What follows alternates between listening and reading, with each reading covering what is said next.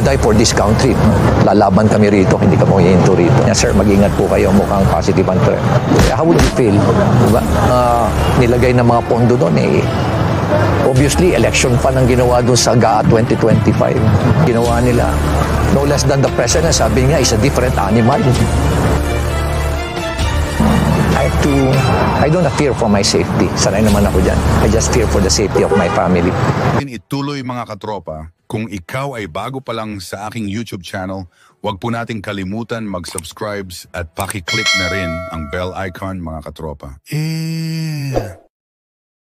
Kaya araw-araw yan, talagang I don't fear for my safety. Sanay naman ako dyan. I just fear for the safety of my family. Kasi kung may ginawa sa akin, paano ko masaktan sila? Talagang nakatanggap kasi ako ng message from former Secretary Alan Capuyan. Kasi humingi ako ng tulong sa kanya. He was formerly a general in the AFP Intelligence. At humingi ako ng tulong sa kanya, kindly check na kung ano tong threat sa akin. And then last February 19, I received a message from him. Sabi niya, sir, mag-ingat po kayo, mukhang positive ang threat. How would you feel? Diba? Ang dami ko ng kaaway. Classic example na lang, yung ginawa nila sa ating yung appropriations, diba? GAA, tinan mo yung ginawa nila. No less than the president, sabi niya, is a different animal. Saan ka nakakita ng ganun na kukunting tao lang?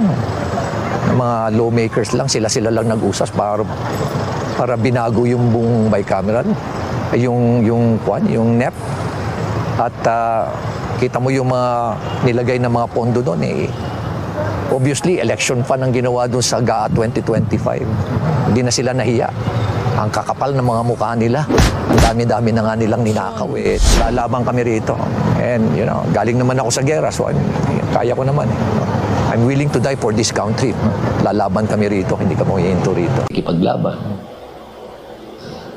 Mahirap lang talaga. Kasi nakafocus lahat sa akin. Ang attention, gagawa sila ng mga intriga, gagawa lahat sila ng mga kasinungalingan. Sisiraan talaga nila ako. Pero, kailangan ba natin manahimik?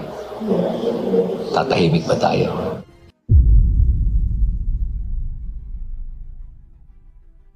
Sinisiraan na si Magalong. Oh. Alam nyo, mga kasama, between you, kung sino man kayong mga ulalo dyan, at si Magalong, mas kapab ni paniwala si Mayor Magalong. Matagal ko na pong kilala yan. Alam nyo, nagkakilala kami ni Mayor Magalong. Yung, natatandaan mo yung nag-attempt na mag-mutiny at mag-jailbreak si Commander Robot dyan sa Camp Bagong Diwa. Ah, yes, opo. Nagkabarilan, di ba? Ang ground commander dyan, si General Magalong. Nung, siyempre, nagkapatayan, kasi nag-smuggle sila ng pira-pirasong mga barel sa loob ng Camp Bagong Diwa. Opo. Yung mga ibang bilanggo dyan, kasama na si Commander Robot sa yung grupo dyan. Then binuo nila, nung nakabuo sila ng mga barel, natutukan nila mga gwardya, nakuha nila yung ibang barel, nakapag-agaw sila. They tried to get out of prison. They tried to shoot their way out. Siyempre, nagbarilan. Opo. Siyempre, yung ibang mga gwardya, maximum security yun Yes. Lumaban, siyempre, hindi sila nakalabas na, ipit sila na corner sila. Then dumating na yung reinforcements ni General Magalong. Opo. Nabigo yung kanilang tangkang Protection. pagtakas. Kaya lang, may mga namatay. Kasama na si Commander Casualty Robot. na yun. Ngayon, si Mayor Magalong pa na-demanda. Oo nga, alam nyo, yung ibang mga kamag-anak ng mga napatay, ba't daw napatay yung mga kasama nila? Anak ng kwek-kwek naman paano hindi mapapatay yun? May baril, nakipagbarilan, gustong tumakas sa preso. Paano hindi mapapatay yun? Ano gusto mong gawin ng mga pulis? Kilitiin yun. Para hindi tumakas. Baliktad talaga. Ano gusto mong gawin doon? Yantok, ipupukpuk. Habang binabaril sila, pupukpukin nila ng yantok sa ulo. Parang yung yantok ng barangay tanod. Siyempre, nagkapatayan. Tinulungan po natin, may isang nag-refer sa akin. Hindi ko na nga maalala kung sino nag-refer sa akin. Napadismiss naman natin yung charges kay Mayor Magalong. Ayun. Okay, doon. Naging magkaibigan na kami niya. Nakilala ko na yan. Napaka-ayos na tao. In fact, yun pong sa Mama sa Pano, nakita nyo kung paano pagkatapos niyang mag-imbestiga at noon ay pilian. At the time na Board of Inquiry, 2015 po yun, March 2015. Kasi January 25, 2015 nangyari yung Mama Sapano Massacre. Oh. March nag-iimbestiga. Ang daming kumakausap sa kanya at yan ay dinipik po natin doon sa pelikulang Mama Sapano na, Benji, wag mo nang isangkot ang presidente dyan. Oh. Kasi in the running ka for Chief PNP. Baka mabulilyaso pa. Sabi niya, hindi pwede. Kailangan lumabas yung katotohanan. Ngayon, kung ang price, ang kailangan kong ibayad dyan ay ang hindi ko pagiging Chief PNP, wala tayong magagawa. Oh, galing na. At sinabi pa niya, nandun sa pelikula yon. Sinabi niya, sabi niya, you have to choose between career and conscience. Ayan. When you retire, your career is over. But your conscience stays with you for the rest of your life. Wow. O, noong nag-mayor yang si Magalong, Galing. noong nag-mayor yan si Magalong, nasa private sector yan.